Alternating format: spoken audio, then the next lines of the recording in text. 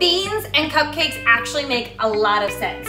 The protein, the moisture, it's gonna help the structure, it's gonna keep them moist, it's gonna be delicious, trust me. We're just gonna basically put everything into a blender. Eggs. This is the amount of eggs and oil that the recipe calls for. Oil.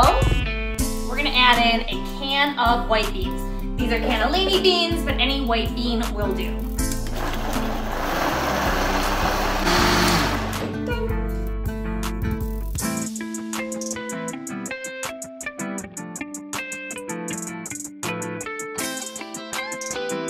It tastes exactly like a regular cupcake. There is not a hint of bean. It's just a nice way to get something a little bit healthier and something that's a little bit more indulgent. Always need a sprinkle. And ta-da! Eating cupcakes, who knew?